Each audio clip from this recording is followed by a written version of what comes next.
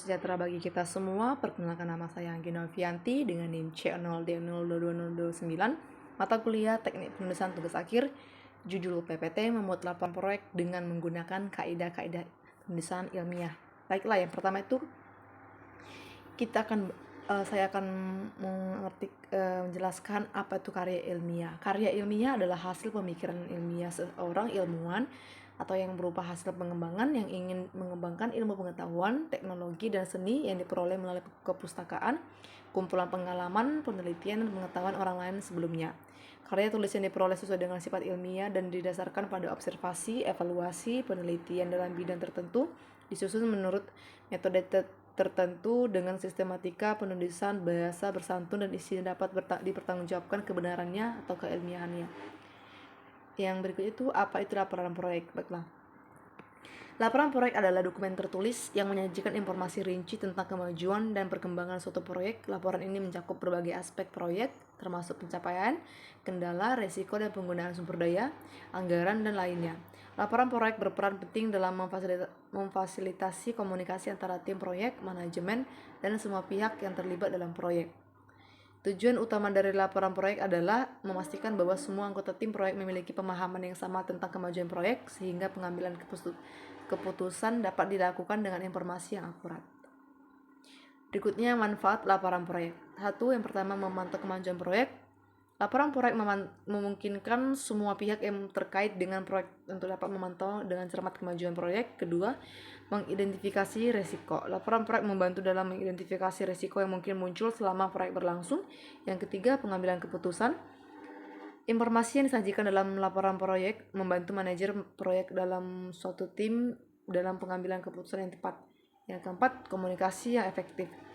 Laporan proyek memfasilitasi komunikasi yang efektif antara tim proyek, yang membantu dalam menghindari salah paham dan meningkatkan kolaborasi.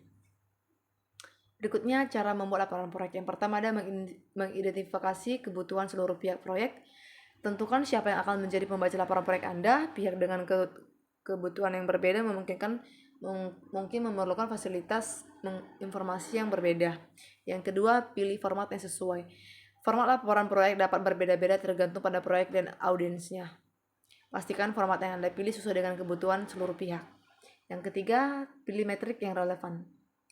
Identifikasi metrik atau indikator kinerja kunci yang akan Anda sertakan dalam laporan. Ini dapat mencakup progres fisik, anggaran, waktu, dan lainnya. Yang keempat, ada kumpulan data. Kumpulan data dari berbagai sumber, termasuk anggota tim proyek, catatan pertemuan, perangkat lunak manajemen proyek. Yang kelima, analisis data. Analisis data yang Anda kumpulkan untuk mengidentifikasi tren, masalah, atau peluang. Hasil analisis ini akan menjadi inti laporan proyek Anda. Yang keenam, penyusunan laporan. Susun laporan proyek dengan mengikuti struktur yang telah Anda tentukan sebelumnya. Pastikan untuk mencakup ringkasan eksekutif, metrik utama, tren, dan rekomendasi. Yang ketujuh, review dan koreksi. Sebelum mengirim laporan, lakukan review dan perbaikan untuk memastikan keakuratannya. Pastikan tata bahasa dan ejaan dalam laporan benar. Yang kedelapan, distribusi laporan.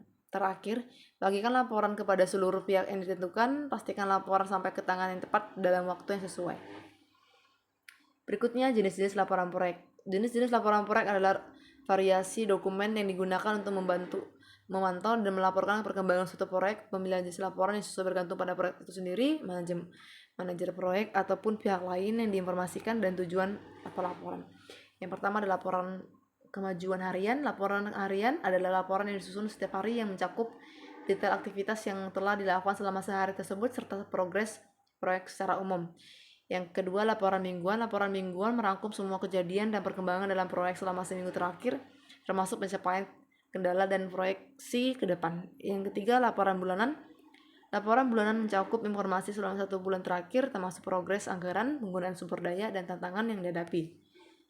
Yang keempat, laporan status eksekutif. Laporan ini disiapkan khusus untuk eksekutif dan manajemen tingkat atas, biasanya berisi ringkasan tingkat tinggi tentang status proyek dan dampaknya pada tujuan bisnis. Yang kelima, laporan kinerja keuangan. Laporan kinerja keuangan memusatkan perhatian pada aspek keuangan proyek, termasuk anggaran, biaya pengeluaran, dan sumber pendanaan. Yang keenam, laporan risiko. Laporan risiko mengidentifikasi risiko-risiko yang ada dalam proyek dan tindakan yang telah diambil untuk mengatasi risiko tersebut. Kemudian ini ada template untuk membuat laporan proyek.